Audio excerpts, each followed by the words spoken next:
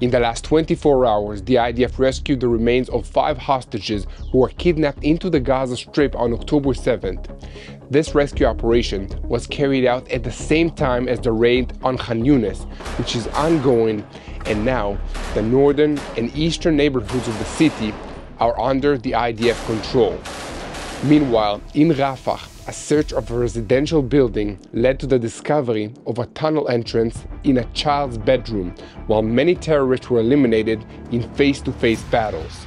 Elsewhere, the IDF has revealed its latest warships, and in Germany, police raided an extreme terrorist organization that is part of the Iranian-backed Lebanese terrorist organization Hezbollah. Finally, the Prime Minister of Israel, Mr. Benjamin Netanyahu, gave a historic speech at the United States Congress on Wednesday, telling them and the American people that our enemies are your enemies, and our victory will be your victory. So let's dive into the details. I'm Yair Pinto, and this is your boots on the ground report about what is happening in Israel on the 293rd day of the war against Hamas, Hezbollah, Iran, and all its terrorist proxies, including the Houthis in Yemen and the Shiite militias in Iraq and Syria. The IDF returned the remains of the hostages to their families over 9 months after they were kidnapped by Hamas terrorists on October 7th. The names of these 5 hostages are Mia Goren, Oren Goldin, and 3 soldiers: Warrant Officer Ravid Katz, Sergeant Kirill Brodsky, and Staff Sergeant Tomer Achimas. All 5 of them were murdered on October 7th, and their bodies were kidnapped into the Gaza Strip to use as a bargaining chip by Hamas. The rescue was carried out on Wednesday by the Shin Bet forces together with the combat team of the Commando Brigade and elements of the Ya'alam and Egoz forces. This was done under the cover of the raid by the 98th Division in Khan Yunis in recent days and based on accurate intelligence and a specific information from the intelligence echelon. There was no contact with the terrorists during the retrieval of these remains from a tunnel in the area. So please continue to spread the truth with us. Subscribe to this YouTube channel. What happens in Israel affects the whole world, so help us spread the truth and pray for the situation. So far, the forces, which are composed of 3 brigades, the armor, the commandos, and the paratroopers, have not encountered unusual resistance from terrorists, in contrast to initial phases of the recent raids in the Gaza Strip.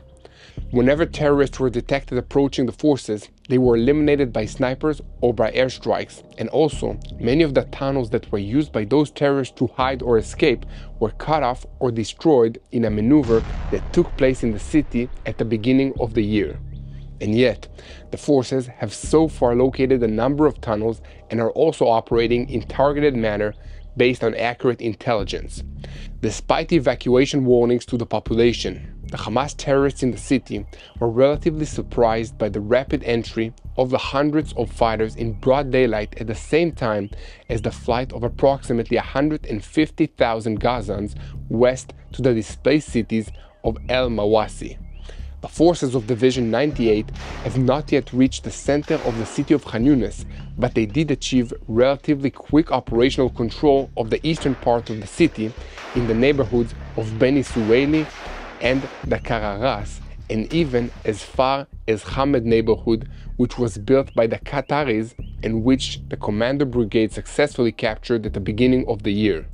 In fact, the 98th Division is now flanking Khan Yunis from the east and north.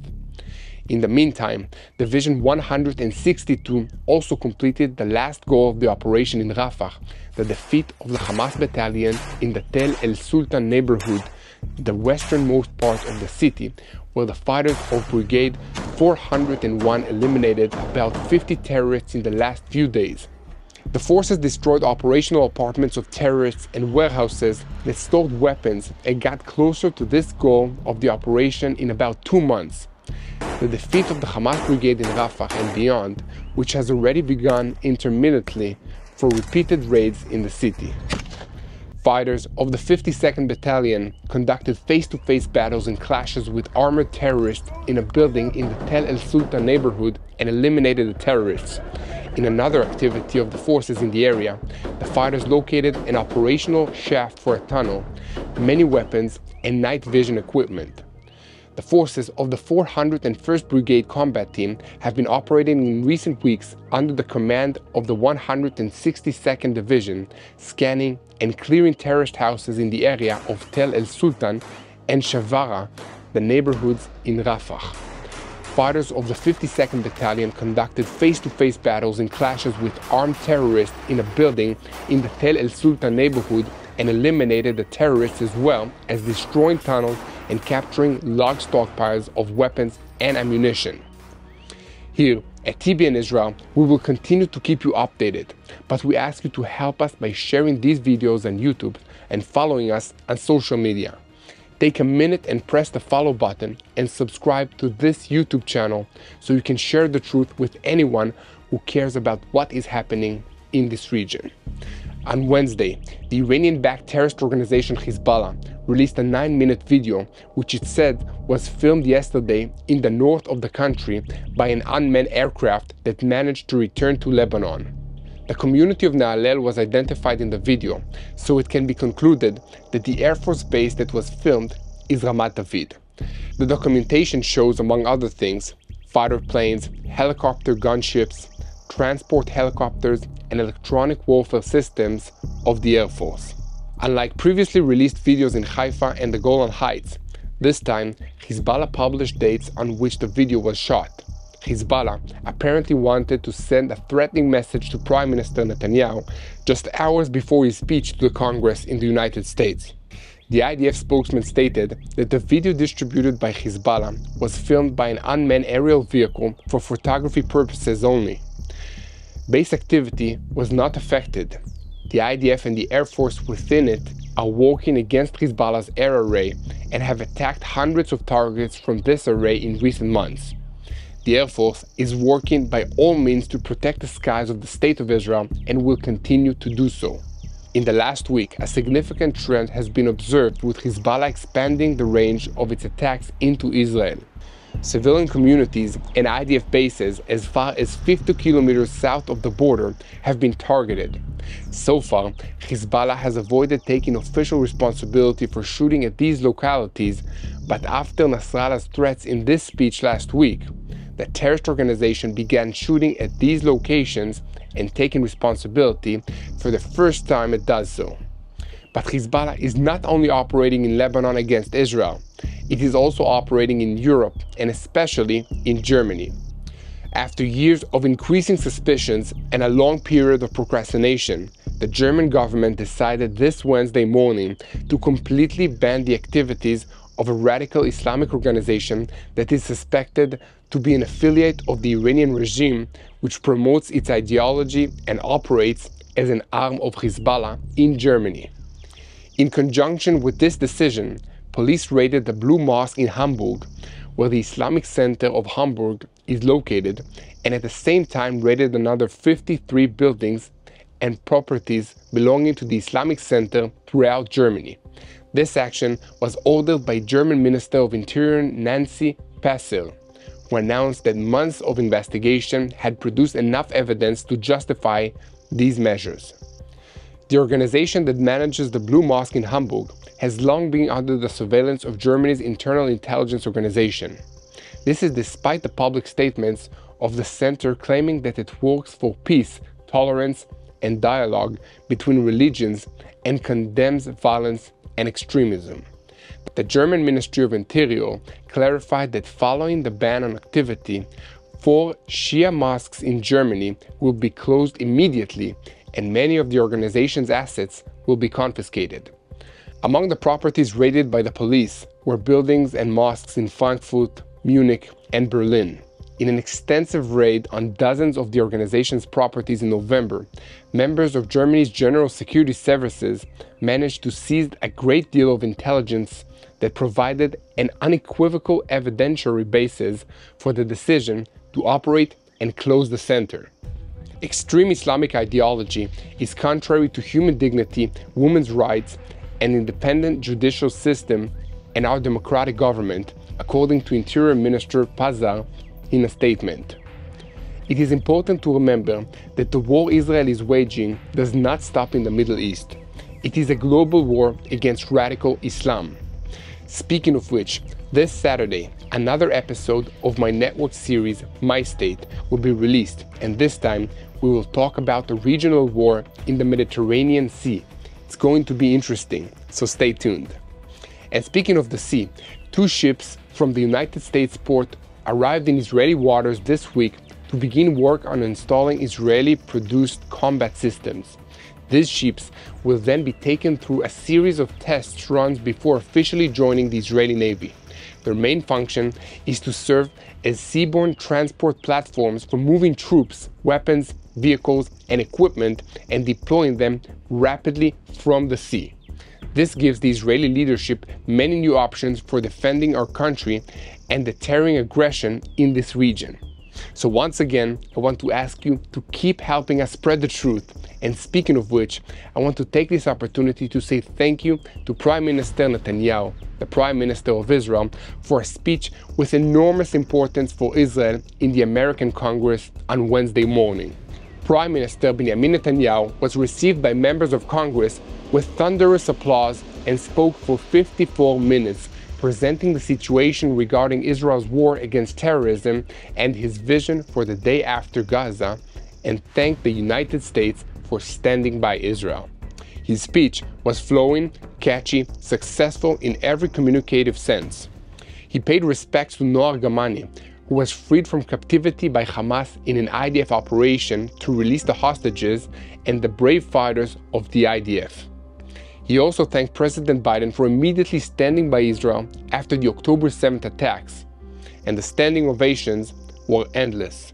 I want to thank President Biden for his tireless efforts on behalf of the hostages and for his efforts to the hostage families as well.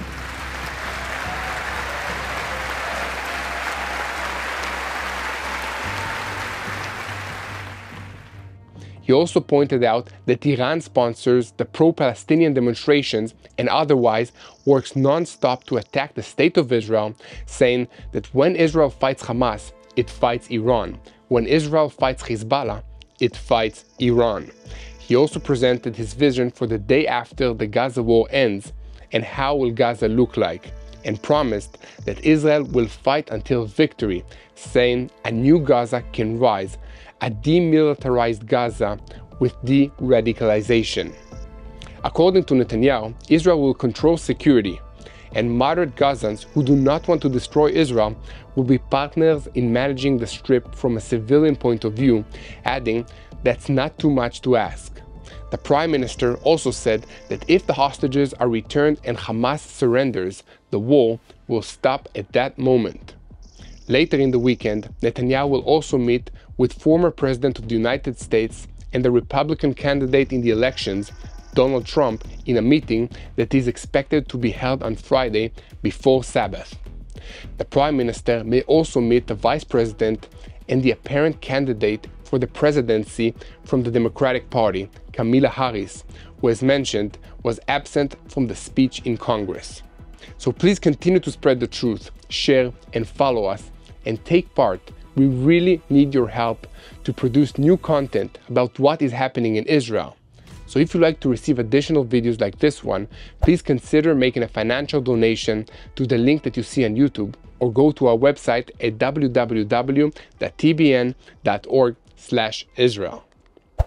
Just before the end, I want you to know who the abductees were that Hamas murdered and abducted.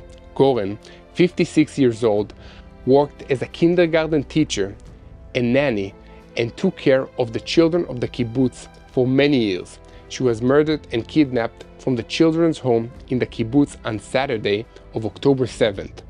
Oren Goldin, 33 years of age, a member of kibbutz Nir Yitzchak, was murdered in a massacre on October 7th, and his body was held by Hamas. Sergeant Tomer Achimas fell on October 7th. 53 days after the surprise attack by Hamas, the IDF announced that the terrorist organization has his body. Achimas, 20 years of age, from Leavim, was a brigade commander's liaison officer. The late Vazim Hami, 40 years of age, was the commander of the Southern Brigade in the Gaza division. When Hamas terrorists raided the surrounding settlements and outposts in Israel, his unit arrived at the Kibbutz Nirim and waged a real heroic battle against a large number of terrorists. They managed to eliminate many of them, and in retrospect, it turned out that they saved many lives. However, at 7 a.m., Achimas was heard on the phone. Kod has been hit. Our commander has been hit and requires immediate evacuation. The bodies of Hamis and his 2 comrades were taken into the Gaza Strip. And now they are back in Israel. Thank you for standing with Israel, the IDF, during these hard times. This war is long and hard, but very important, and we are sure that we are going to win because we have God on our side. So please unite with Israel in prayer. Please pray for the hostages to be reunited with their loved ones. Please pray for the IDF soldiers, and please pray for the peace of Jerusalem. Hello, this is Mati here in Jerusalem with TBN Israel. This is Yair Pinto from TBN Israel here in Jerusalem. TBN Israel is keeping viewers informed with Israel-focused news, culture, and what God is doing in this land. Support TBN Israel today online at tbn.org/Israel. Thank you.